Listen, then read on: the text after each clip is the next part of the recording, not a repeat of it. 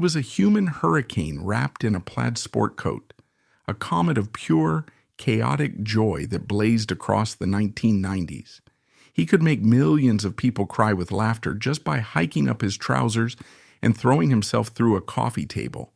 He was a 300-pound ballet dancer of destruction, a performer of such explosive, vulnerable, and beautiful energy that the world couldn't get enough. But in late 1997, the laughter stopped. In a sterile, soulless Chicago high-rise, Chris Farley was found dead. He was 33 years old. The cause? A lethal combination of cocaine and morphine, a speedball. And here is where the story turns from a tragedy into a chilling, almost pre-written prophecy. Because 15 years earlier, another comedy legend, another Saturday Night Live superstar, another force of nature, had been found dead in a hotel on the Sunset Strip. He was also 33.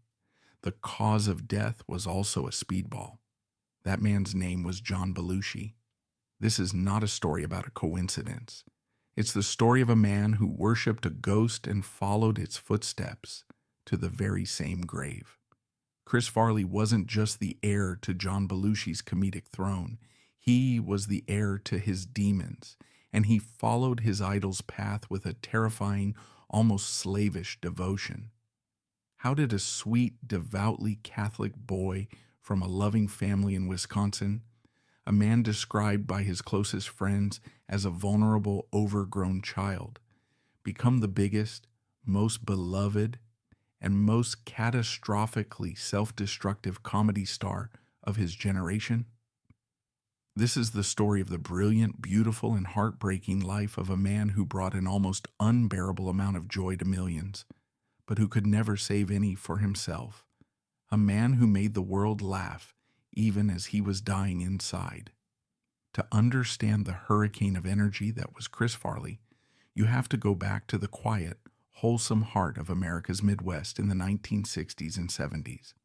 Christopher Crosby Farley was born on February 15, 1964, in Madison, Wisconsin, into a world that seemed the very picture of the American dream. This wasn't a story of poverty or neglect. On the contrary, the Farleys were pillars of their community. They were a boisterous, sprawling, and deeply Irish Catholic clan, a family whose name was synonymous with success, generosity, and a certain kind of loud, life-affirming joy. They lived in Maple Bluff, a prosperous, leafy village on the shores of Lake Mendota, a place of manicured lawns and stately homes. It was a world of stability, of faith, of firm handshakes, and unwavering community values. The sun around which the Farley family orbited was the patriarch, Thomas Farley Sr. He was a man built on a scale that seemed to defy the ordinary. Physically imposing, with a booming voice that could fill a cathedral and a laugh that could shake the rafters, Tom Sr. was a true American success story. He had built a thriving business, the Scotch Oil Company, from the ground up, and his personality was as big as his fortune. He was a master storyteller, a backslapper, a man who loved holding court, who loved a good joke, and who loved his 5 children, Tom Jr., Barbara, Chris, Kevin, and John, with a fierce, if not always demonstrative, pride. For Chris, the middle of the 3 sons, his father was a god. He was everything Chris wanted to be: confident, respected, powerful, and funny. Tom Sr.'s approval was the currency that mattered most in the Farley household, and from his earliest days, Chris learned the fundamental mechanics of earning it. In a crowded, noisy home where 5 siblings competed for attention, being big, loud, and funny was the surest way to get noticed. It was the way to make Dad laugh. And when Dad laughed, the whole world felt right. Chris was a sweet, almost painfully sensitive boy, a child who, according to his mother, Mary Ann, seemed to feel everything more intensely than others. But he was also clumsy, and as he grew, increasingly overweight. In the brutal social ecosystem of a school playground, being the fat kid could have been a death sentence of mockery and isolation. But Chris, almost from infancy, discovered a superpower, a shield and a sword all in one. He could make people laugh. The laughter was a form of alchemy. It could transform his greatest vulnerability into his greatest strength. If he fell down a flight of stairs at school, he wouldn't cry or shrink away in shame. He'd pop back up, do a ridiculous bow-legged walk, and turn a moment of potential humiliation into a moment of collective joy. If he made a joke about his own weight before anyone else could, he controlled the narrative. Comedy became his survival mechanism, his social passport, his way of connecting with a world he desperately wanted to be a part of. This wasn't a calculated act. It was pure, uncut instinct. He was a natural performer, a born clown. At Red Arrow Camp, the all-boys Catholic summer camp in northern Wisconsin that became his spiritual home, he was a legend. For 8 weeks every summer, Chris was in his element. Camp was a world where being loud, silly, and willing to do anything for a laugh wasn't just accepted. It was celebrated. He was the kid who would lead the campfire skits with a manic, uninhibited energy. He was the one who would start a food fight in the mess hall, the one who would rally his cabin for a prank, the one whose infectious, joyful spirit could unite 100 homesick boys. His brother Tom Jr. remembered that Chris had an almost pathological need to be liked. He wanted everyone, from his parents to his teachers to the quiet kid at the back of the class, to be happy. And the most direct way he knew how to achieve that was to perform, to put on a show, to make them laugh until their sides ached and they couldn't breathe. But beneath the jovial life of the party exterior, a deep and persistent well of insecurity was forming. The laughter he generated was a powerful balm, but it was a temporary one. He was acutely aware of his size, and he carried a profound sense of shame about it. This was the central paradox of his youth. On one hand, he was a gifted and powerful athlete. He was a star lineman on his high school football team at Edgewood High School, a Catholic prep school. He was a ferocious rugby player at college, known for his surprising speed and agility. His physicality was a source of strength and pride. Yet, in his own mind, he never saw himself as the athlete. He saw himself as the fat kid. This deep-seated insecurity, this gnawing feeling of not being good enough, would become the insatiable engine for both his greatest triumphs and his most devastating failures. The bigger the laugh, the more applause he received, the more he needed to top it next time to keep the feeling of acceptance alive and the feeling of shame at bay. His Catholic faith was another cornerstone of his identity and another source of profound internal conflict. He was a genuinely devout young man. He served as an altar boy, and throughout his life, even at the height of his fame and addiction, he would try to attend Mass every Sunday. He believed in God, in sin, in redemption. This deep-seated moral framework would later clash violently with the hedonistic lifestyle his fame afforded him, creating a spiral of guilt and shame that would become unbearable. He was a man who knew the difference between right and wrong, but who felt powerless to stop himself from choosing wrong time and time again. After high school, he followed the expected path for a good Midwestern boy from a successful family. He enrolled at Marquette University, a respected Jesuit college in Milwaukee, where he majored in communications and theater. It was a respectable, sensible choice, but it was in the extracurricular world of the university's theater department and the burgeoning local improv scene that he found his true calling. He was discovering that the chaotic, attention-seeking energy he'd weaponized his whole life could be honed into a craft. He learned about timing, about character, about the sacred architecture of a comedic scene. He was still the guy who would do anything for a laugh, but now he was learning why it was funny, how to control the explosion. Yet, even as his immense talent was blossoming, so were his appetites. College was where his relationship with alcohol began in earnest. For many, it was a phase, a rite of passage. For Chris, it was a revelation. Alcohol was a social lubricant that quieted the anxious, insecure voice in his head, the one that told him he was fat and stupid and unworthy of love. A few beers could magically transform him into the Chris Farley everyone expected and wanted him to be, the loud, fearless, hilarious life of the party, without the crippling self-doubt. It was a solution, a dangerous, seductive solution that worked for a time with terrifying efficiency. After graduating from Marquette in 1986, he faced the inevitable question of what to do next. He did what was expected of him. He went to work for his father.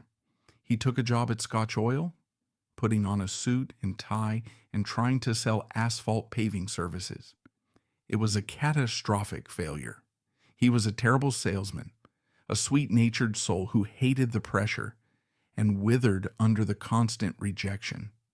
His brother Kevin recalled that Chris would come home every night, despondent and defeated, the suit he wore looking like a costume on a man playing a role he was never meant for. His father, a shrewd and pragmatic businessman, saw his son's abject misery. Tom Sr. might not have understood the world of show business, but he understood his son. In an incredible act of fatherly faith and love, he sat Chris down and essentially gave him his blessing to fail on his own terms. He told his son to take a year. Forget the oil business. Go to Chicago.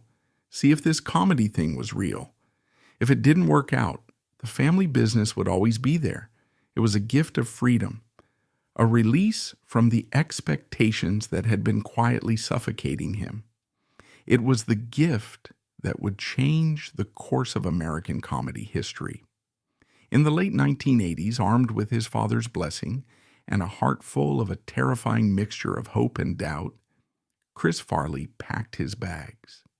He left the comfortable, predictable world of Madison behind and headed south on I-90 for the one place in America where a performer like him could be truly forged in the fire, the legendary, unforgiving, and glorious comedy scene of Chicago. The shy boy from Maple Bluff was about to step onto a much bigger, much brighter, and much more dangerous stage. The journey from Madison to Chicago is only a few hours by car, but for Chris Farley, it was a voyage to another universe. He was leaving behind the safety net of his loving family and the comfortable identity of a Midwestern son to test himself in the most competitive and demanding comedy environment on the planet. The dangerous stage he was stepping onto was not just a physical platform with a spotlight, but a world that would demand every ounce of his energy and vulnerability. It was a world that would forge his raw talent in the intense fires of improvisation while simultaneously feeding the very insecurities that would one day grow to consume him. If Madison, Wisconsin was the sheltered incubator of Chris Farley's talent, then Chicago was the crucible where that talent was brutally, brilliantly forged into a weapon. Arriving in the city in the late 1980s was like a pilgrimage for any aspiring comedian. This wasn't a city with a comedy scene. This was the city, the Vatican of improv, a place with a sacred history and a demanding, unforgiving priesthood. Its high temple was the Second City, a legendary institution on North Wells Street that was more than just a theater. It was a factory that had been churning out comedy gods for 3 decades. The ghosts of Alan Arkin, Mike Nichols, Elaine May, Gilda Radner, and Bill Murray walked its halls. And for Chris, one ghost loomed larger and more important than all the others, that of John Belushi, the explosive, rebellious force of nature who had redefined sketch comedy before his own tragic implosion. To be accepted into Second City was to be anointed, to be recognized as one of the chosen few with the talent, the drive, and the sheer audacity to make it to the top. When Chris Farley first walked through its doors, he was a raw, undisciplined, but undeniable force. He was a ball of Midwestern earnestness and insecurity, wrapped in a hurricane of physical energy.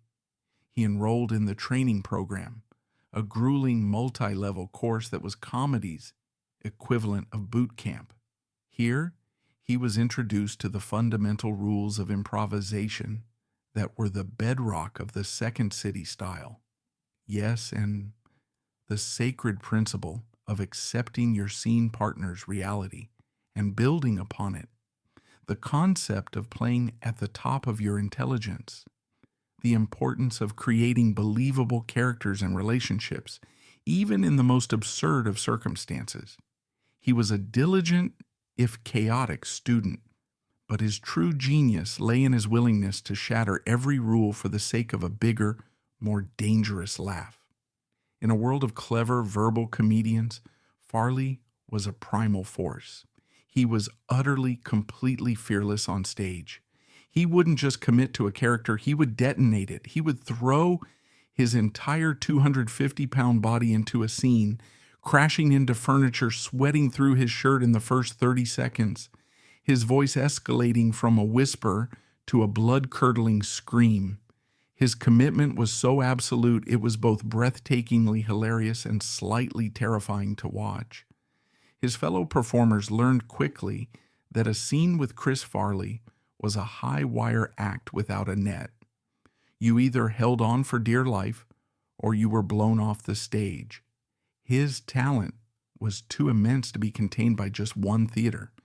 He also became a fixture at the Improv Olympic, or I.O., a grittier, more experimental theater overseen by the legendary, almost mystical improv guru, Del Close.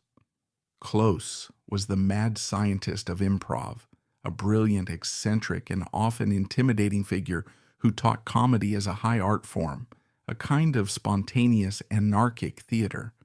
He saw in Farley not just a clown, but something more profound. He saw a performer who was willing to tap into the darkest, most vulnerable parts of himself for the sake of the work.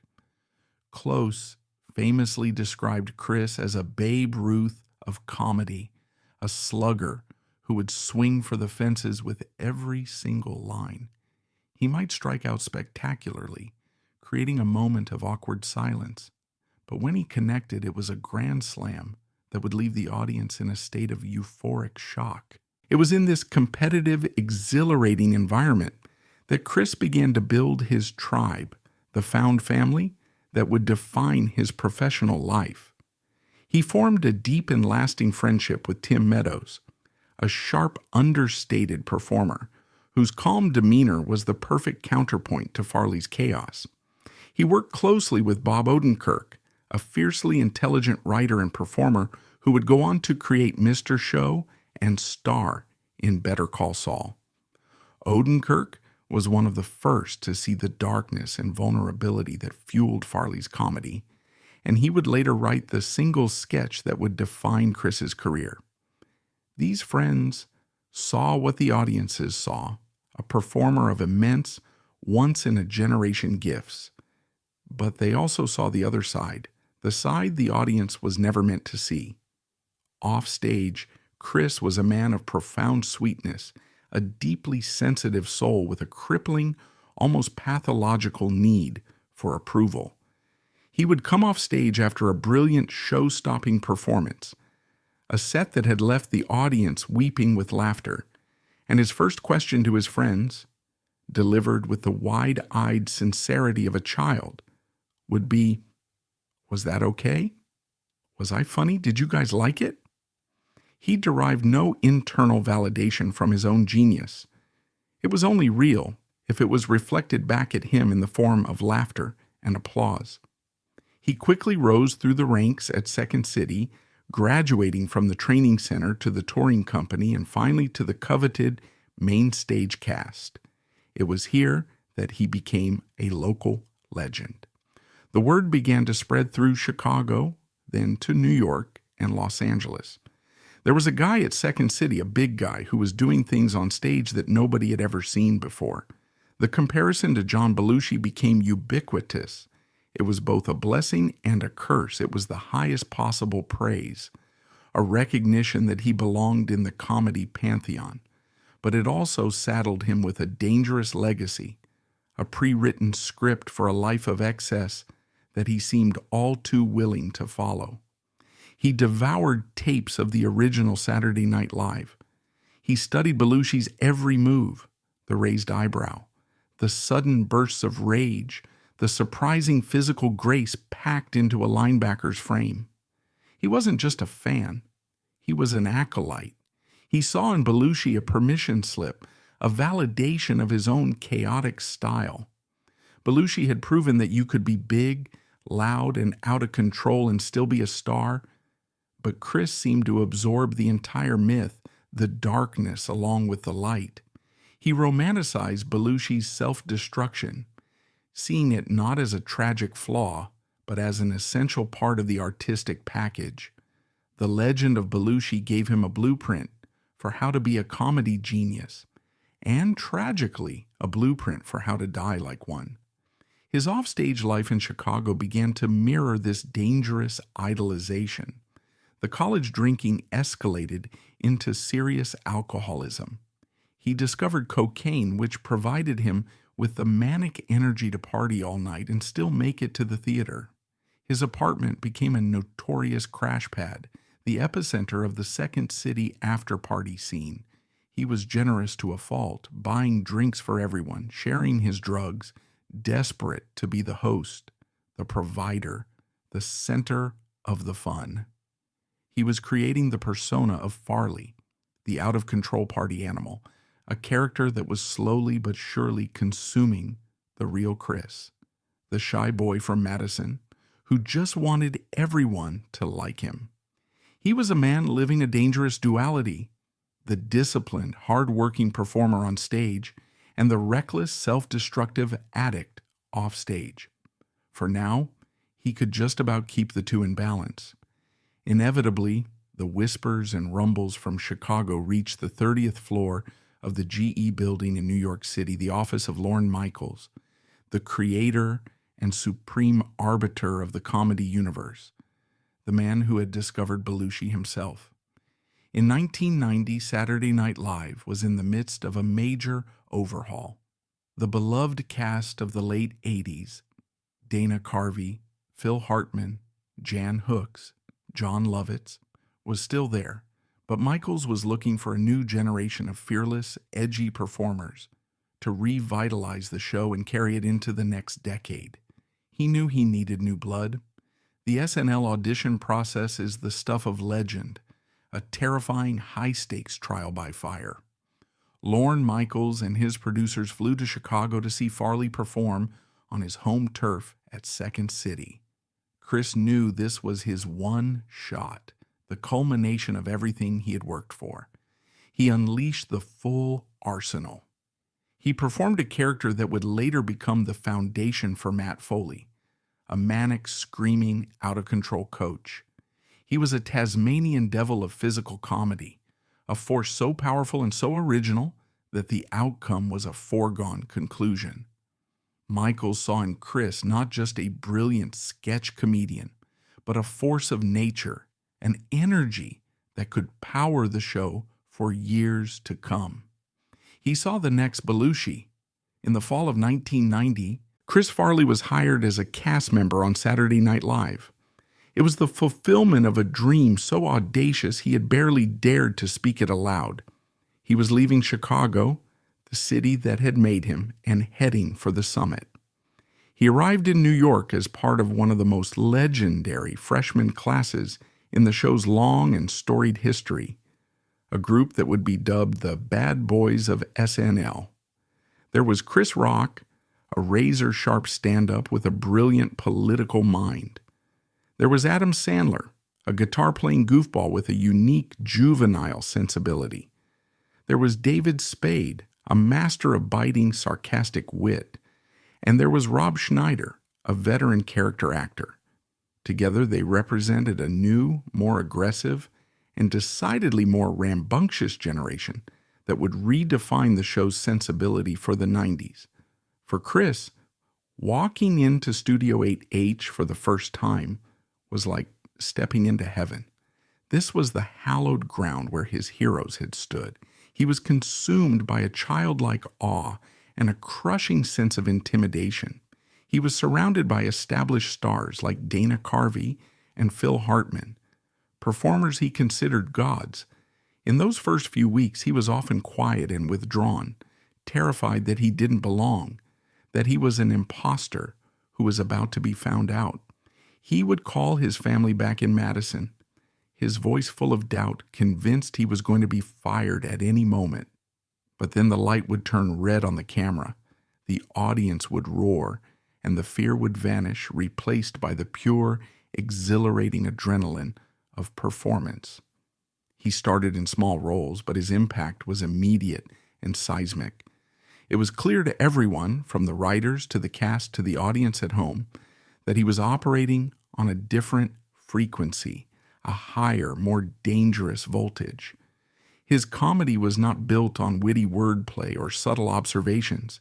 It was a full-body assault, a joyous, chaotic explosion of human need. He was willing to do anything, scream, sweat, fall, bleed, for the sake of the sketch. This total, terrifying commitment was his genius. The shy, insecure boy from Madison had found his stage. The hurricane had finally made landfall in New York City, and Saturday Night Live would never be the same. For Chris Farley, that stage was Studio 8H, the legendary home of Saturday Night Live. To walk through those doors was to enter the pantheon, to stand on the same floorboards where his idols had stood, and to face the terrifying, exhilarating pressure of living up to their legacy. His arrival in New York marked the end of his apprenticeship. He was no longer a promising talent from Chicago, but a featured player on the biggest show in comedy. Now, he had to prove he belonged, and in doing so, he would unleash a series of performances so iconic they would not only define his career but also reveal the deep, brilliant, and painful truths of the man behind the characters. Walking into Studio 8H at 30 Rockefeller Plaza is an act of stepping into history. The place is smaller than it looks on television, and it hums with the ghosts of 40 years of comedy. For Chris Farley, a kid from Wisconsin who had worshipped the show, it was like being invited to live on Mount Olympus. In his first season, from 1990 to 1991, he was overwhelmed, a mixture of uncontainable excitement and paralyzing fear. He existed on the fringes of the show, playing small, often nonverbal roles. A crazed fan, a lumbering security guard. He was a human explosion waiting for a lit fuse. The fuse was his friendship with a quiet, ferociously intelligent writer named Bob Odenkirk. Odenkirk, who had known Farley from the trenches of Chicago, understood the complex machinery of his friend's talent better than anyone. He knew that Chris wasn't just a physical comedian. His best characters were born from a place of deep emotional truth, usually the rage and shame of a spectacular failure. In the spring of 1992, Odenkirk wrote a sketch based on a character he'd seen Farley perform back at Second City, a character born from Chris's own anxieties about his father's expectations. The premise was simple. A family hires a motivational speaker to talk to their rebellious teenagers. The speaker's name was Matt Foley. When Farley performed the character for the first time at the SNL read-through, the reaction was not just laughter, it was a seismic event. The room, filled with jaded comedy writers and performers who had seen everything, completely fell apart. People were screaming, crying, literally falling out of their chairs. They knew in that instant that they were witnessing the birth of an icon, a character that would enter the cultural lexicon forever. When he performed it live on the air on May 8, 1993, the effect was amplified 1,000 times. From the moment he burst through the family's living room door, It was clear this was something different. Dressed in a too-tight plaid sport coat, thick horn-rimmed glasses perched on his nose, his body a tightly coiled spring of barely contained rage, Farley was a revelation. This wasn't a performance, it was a possession. He wasn't playing Matt Foley, he was Matt Foley. He moved like a caged bull, his hands constantly obsessively hiking up the waistband of his trousers. He would get inches from the faces of his co-stars, David Spade and the guest host Christina Applegate, his voice a roaring torrent of recrimination and self-pity. They, like the audience, were helpless, visibly struggling not to collapse into laughter. And then came the moment that sealed his legend. In a fit of pure, unscripted rage, he launched his body onto the flimsy coffee table in the center of the set, smashing it to pieces. It was a moment of pure, chaotic, beautiful destruction. The audience's roar was deafening. In that single explosive act, he had announced himself. This was his comedy, dangerous, unpredictable, and built on the terrifyingly thin line between hilarious and genuinely unsettling. And at the heart of it all was that immortal, pathetic, and somehow noble catchphrase, the mantra of the magnificent failure. I'm 35 years old, I'm thrice divorced, and I live in a van down by the river. A star wasn't just born, he had been launched into the stratosphere. Matt Foley became his signature character, the one he would be asked to perform for the rest of his life. But it was just one of a gallery of unforgettable creations, each one tapping into a different facet of his own psyche. There was the excruciatingly shy, insecure Bennett Brower, a Weekend Update correspondent, who would defensively use frantic, jerky air quotes to narrate his own pathetic life, his catchphrase a sigh of pure resignation. I can't believe that was a whole hour. There was the host of his own talk show segment, The Chris Farley Show, a character that was perhaps the purest distillation of Farley's true self.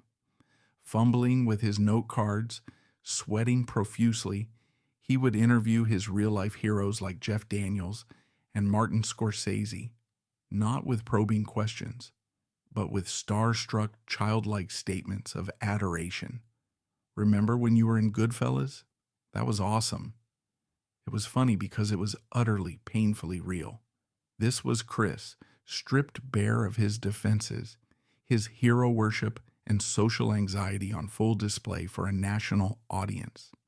And then there was the sketch that, in retrospect, seems to contain the entire tragic beauty of Chris Farley's life and career. On an October night in 1990, he was pitted against the guest host, Patrick Swayze, a man who, in the wake of Dirty Dancing and Ghost, was the undisputed symbol of chiseled masculine grace. The premise, conceived by writer Jim Downey, was brutally simple. Farley and Swayze were competing for the final spot in the legendary Chippendales dance troupe. To a thunderous beat, the two men took the stage, shirtless. Swayze was a god, his body a testament to Hollywood perfection. Farley was Farley, 300 pounds of pale, jiggling Midwestern flesh. They performed the same dance routine, move for move. Swayze was fluid, sexy, and confident. Chris was a whirlwind of joyous, uninhibited, surprisingly graceful chaos. He didn't mock the routine. He attacked it with an earnestness and a commitment that was breathtaking. The audience howled with laughter. The judges, played by Kevin Nealon and Mike Myers, delivered their verdict. Swayze had the better body, but Farley's performance was far more sensual and engaging. In the end, of course, they chose Swayze. The sketch was a triumph, consistently ranked as one of the greatest in the show's history. But for many of his friends and the writers who worked with him, it was a moment of profound and gut-wrenching sadness. They saw beyond the laughter to the core of the performance. They saw a man who was so desperate to be loved, so deeply ashamed of his own body, that he was willing to take his shirt off and have the entire world laugh at his flesh just to feel a moment of acceptance. Bob Odenkirk called the sketch the most powerfully sad and pathetic and beautiful thing he'd ever witnessed. Chris Rock, in a later interview, was more blunt. He called it a weird sketch, a sketch about fat shaming. Was the audience laughing with him at his brilliant comedic performance and his bravery, or were they laughing at him, at the fat guy trying to be sexy? For Chris, that line was always dangerously blurry. He heard the roar of the crowd, the sound he craved more than anything. And for that one moment on stage, it was enough. The psychological cost could be dealt with later, in private. Behind the scenes at 30 Rock, his life was beginning to unravel with terrifying speed. The pressure of Saturday Night Live is immense for any performer. The weekly cycle is a meat grinder, a frantic pitch meeting on Monday, an all-night writing session on Tuesday, a brutal read-through on Wednesday, rehearsals on Thursday and Friday, and then the terrifying high-wire act of the live show on Saturday night, all followed by the legendary, notoriously debauched after-party.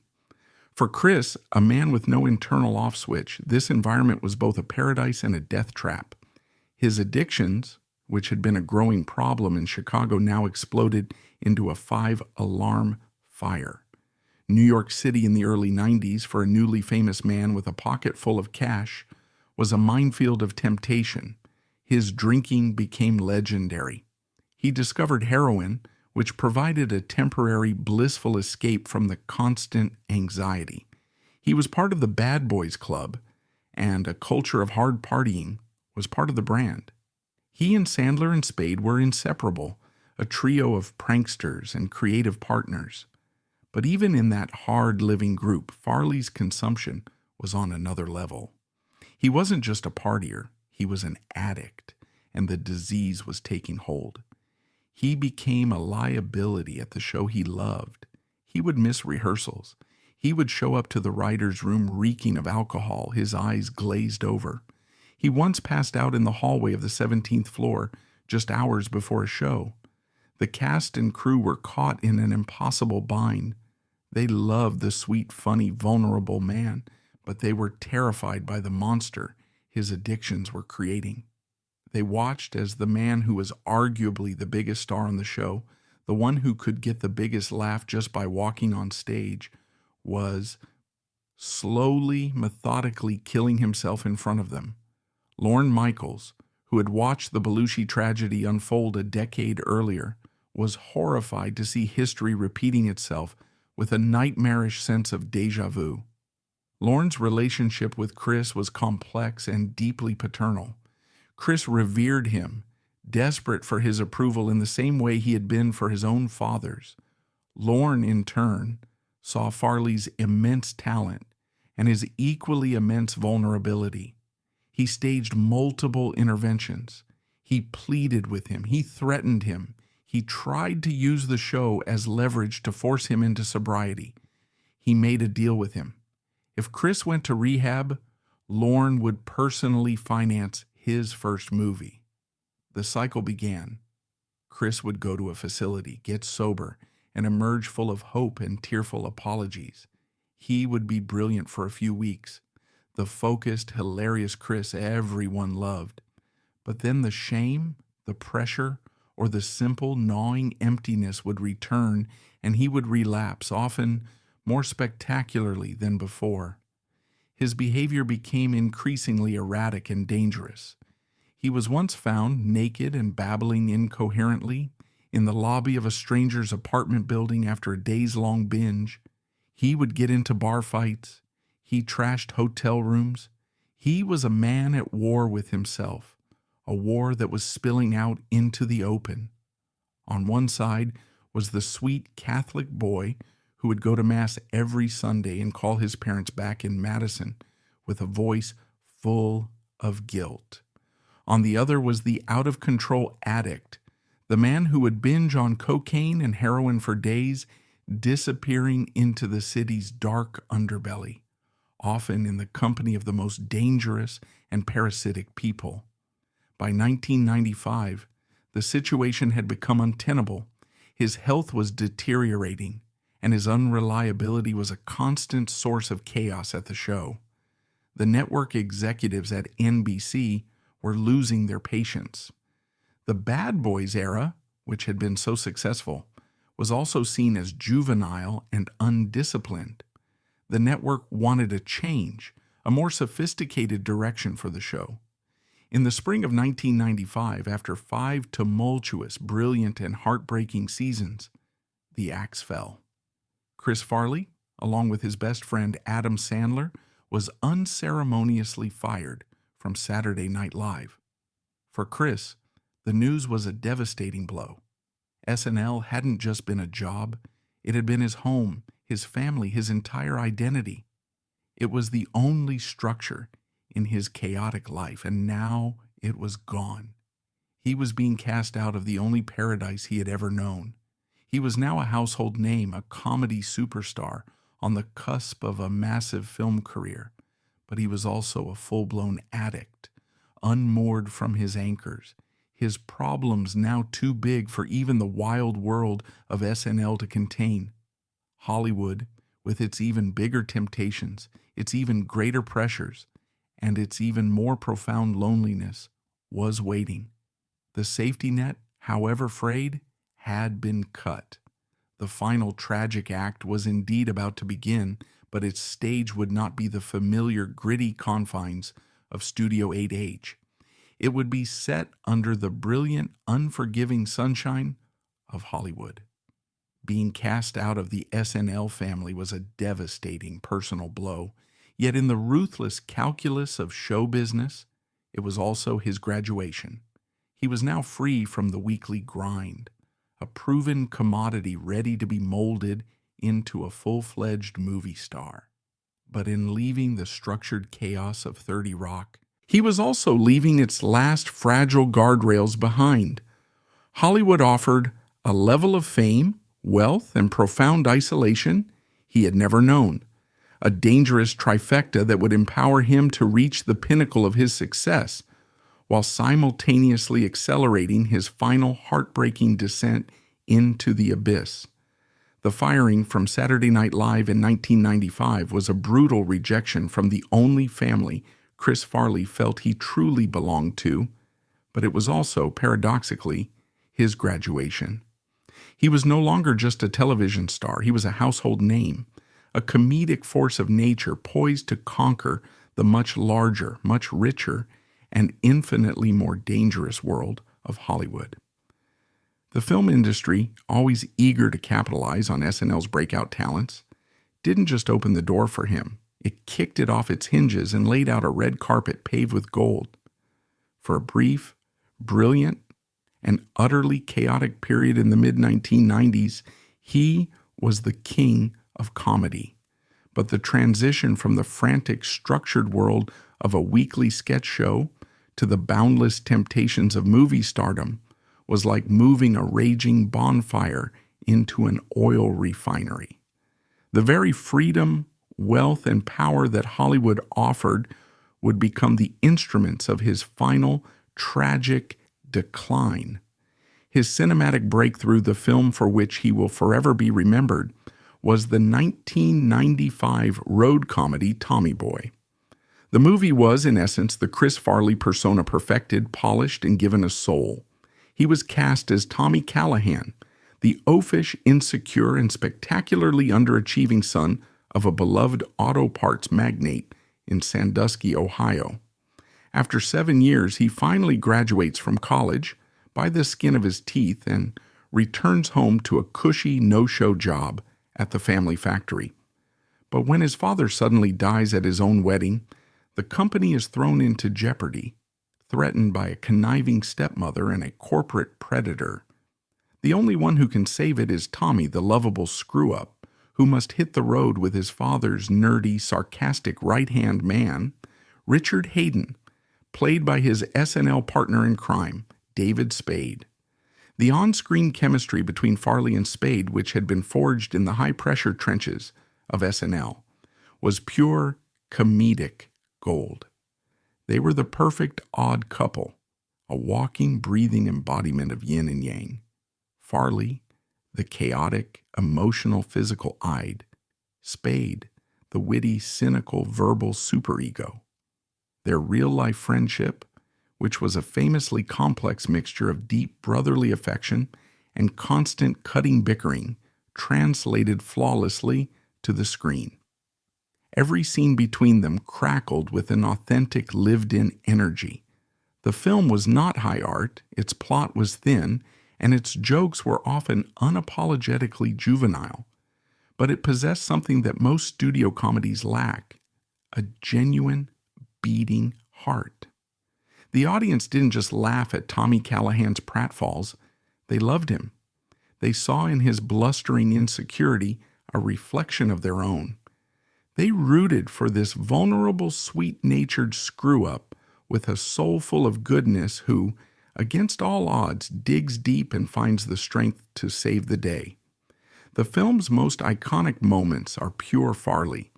There's the famous fat guy in a little coat routine, a bit of physical comedy so simple and so perfectly executed, it feels like a classic piece of vaudeville. There are the moments of slapstick violence, where he accidentally sets a customer's desk on fire or gets into a fight with a deer in the back seat of their car. But threaded through it all is a surprising sweetness, a story about friendship, loyalty, and living up to a legacy. Tommy Boy was a massive word-of-mouth hit, becoming a cultural touchstone for a generation and cementing Chris Farley's status as a bona fide, bankable movie star. That success, however, came at a terrible price. The production of Tommy Boy was notoriously troubled, a behind-the-scenes drama that was a dark mirror of the on-screen comedy. The shoot was plagued by Farley's escalating and increasingly unmanageable drug abuse. He would disappear for days at a time on cocaine and heroin binges. Holding up filming? His absences followed by periods of intense, tearful remorse and desperate promises to do better. David Spade and the film's patient director, Peter Siegel, became his de facto babysitters, their jobs expanding to include trying to keep him sober enough to remember his lines and get through a scene. Lorne Michaels, a producer on the film, had to fly to the Toronto set multiple times to intervene. His conversations with Chris, a desperate mixture of paternal pleading and professional threats. He threatened to shut down the entire production, to flush millions of dollars down the drain, unless Chris got himself under control. The joy and heart that audiences saw on screen was being manufactured under conditions of extreme stress and personal chaos.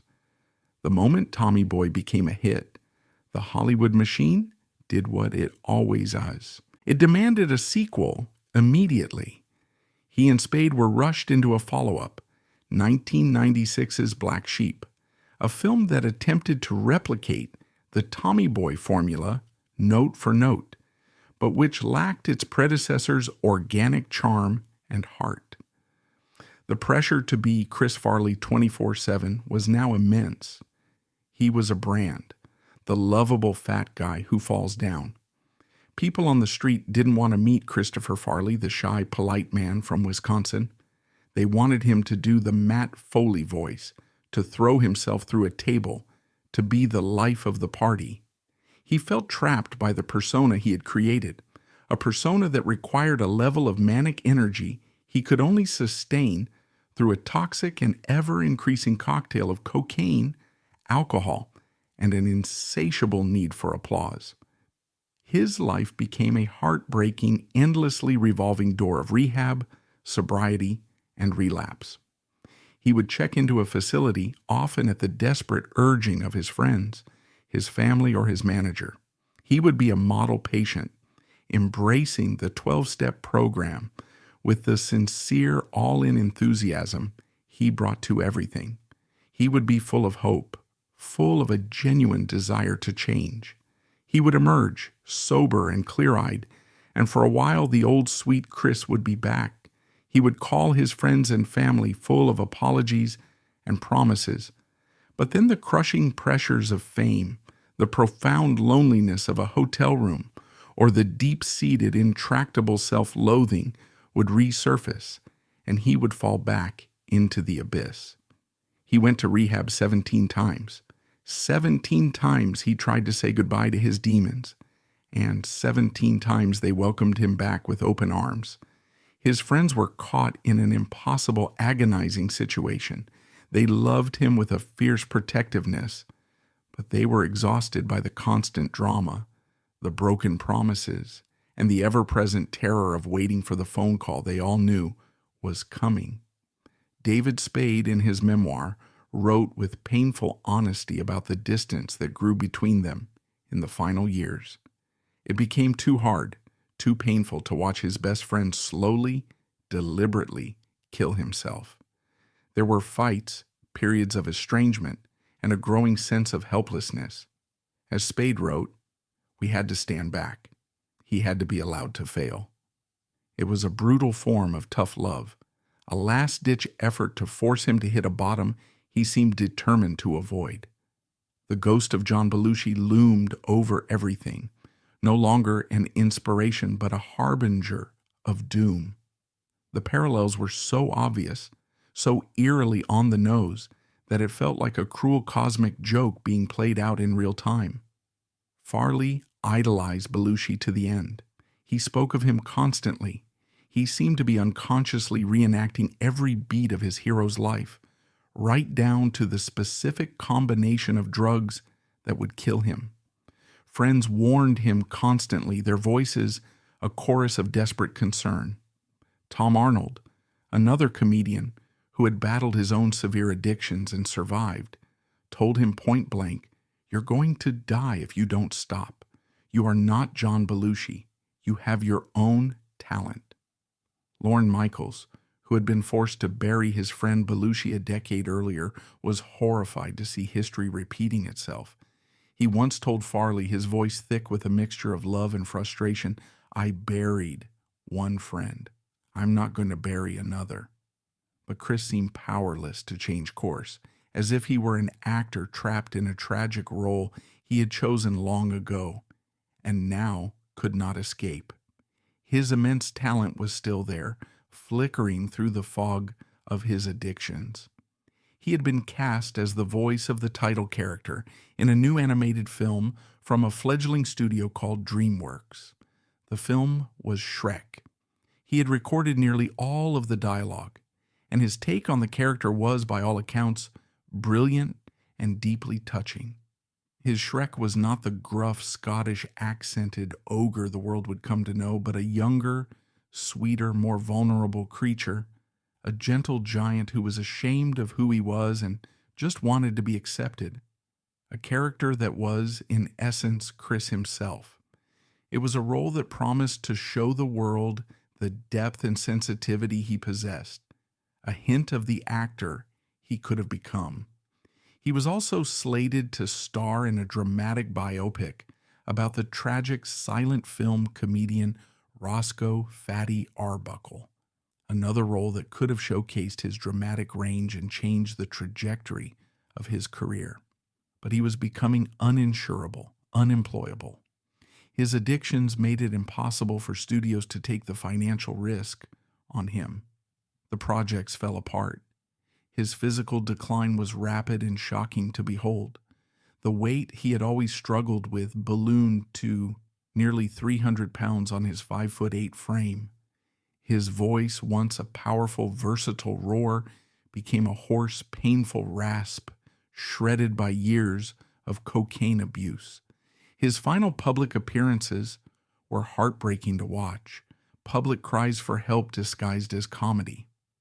In October 1997, he was invited to host Saturday Night Live for the first and only time. It should have been a triumphant homecoming, a victory lap for one of the show's most beloved sons. Instead, it was a wake. He looked bloated, pale, and exhausted. His timing was off. He could barely get through the sketches, his voice cracking, his breathing labored. His old friends in the cast, Tim Meadows, Will Ferrell, looked on with a palpable sense of horror and sadness. They were saying goodbye, and they knew it. A few weeks later, his final televised appearance on Late Night with Conan O'Brien was even more alarming. He was there to promote Beverly Hills Ninja, and he was a wreck.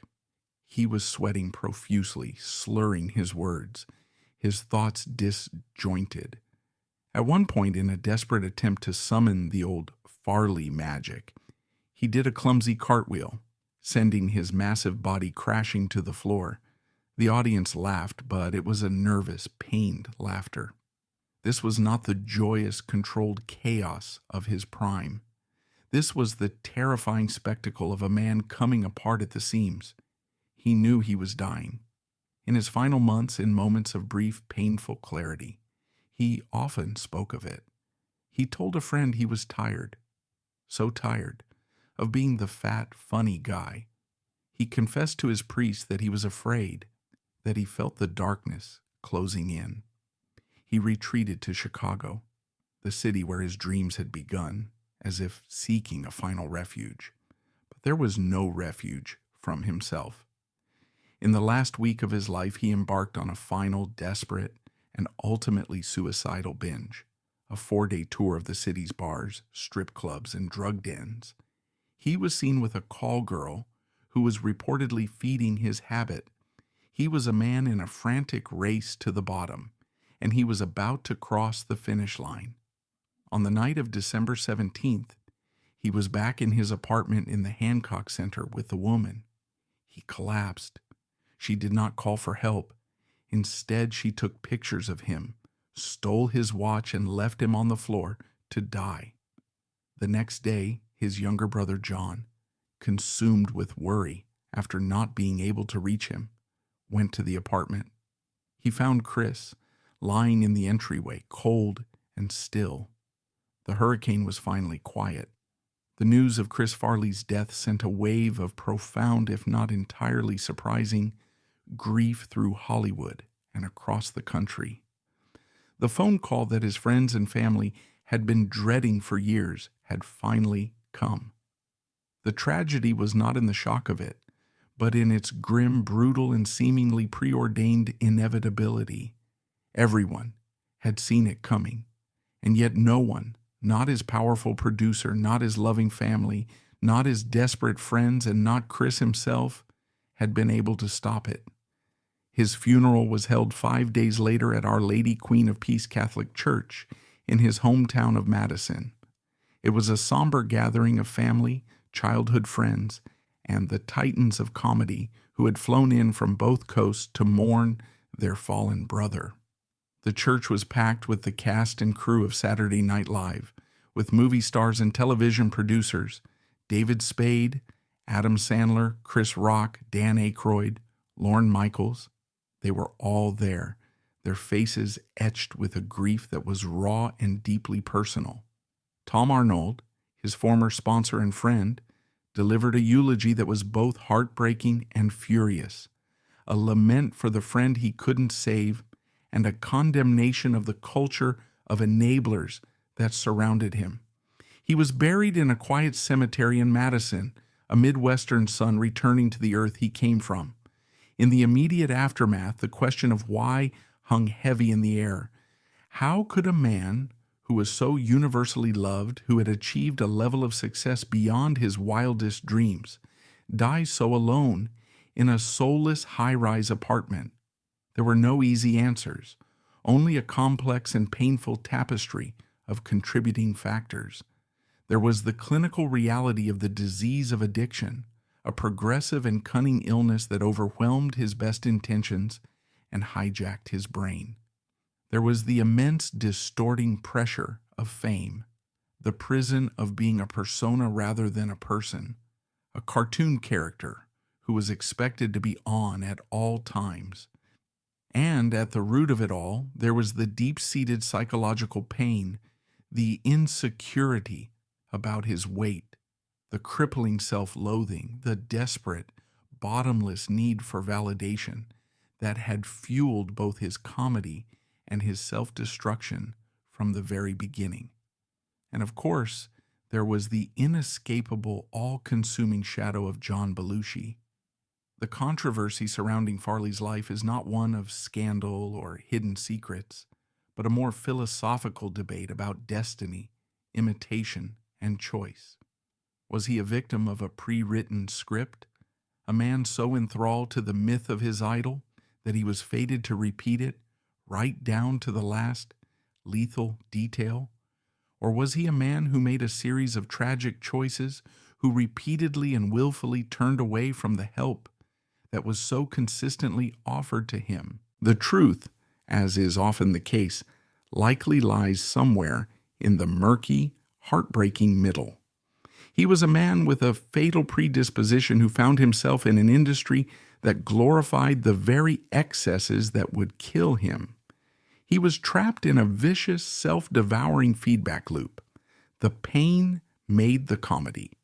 The comedy brought the fame, and the fame amplified the pain until the system collapsed under its own weight. The historical significance of Chris Farley extends far beyond his tragically short career. He was in many ways the last of a certain kind of comedy star. He was a product of the pre-internet age, a time when a handful of powerful gatekeepers, Lorne Michaels, the big movie studios, could create a megastar.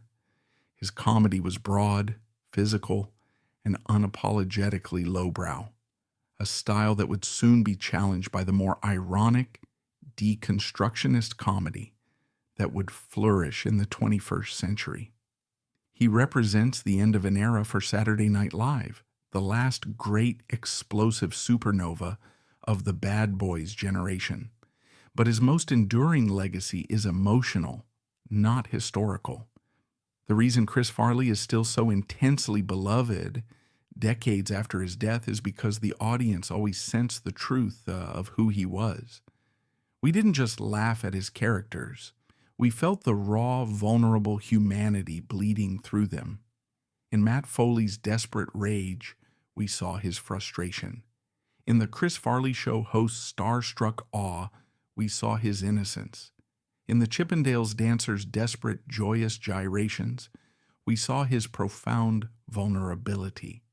He was one of the few performers who could project pure, unadulterated joy, and the audience could feel that it was Bill Will, but we could also feel the pain behind it.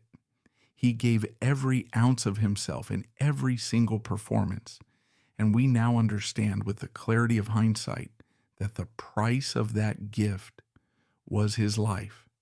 His story has become a powerful, if painful, cautionary tale in the comedy world, a stark reminder of the brutal toll that fame, addiction, and unchecked insecurity can take. He taught us that the people who make us laugh the hardest are often the ones who are hurting the most. As we close the book on the life of Chris Farley, we are left not with a simple moral, but with a profound and aching sense of loss. He was a man-child in a world of sharks, a deeply sensitive soul in a business that eats sensitivity for breakfast.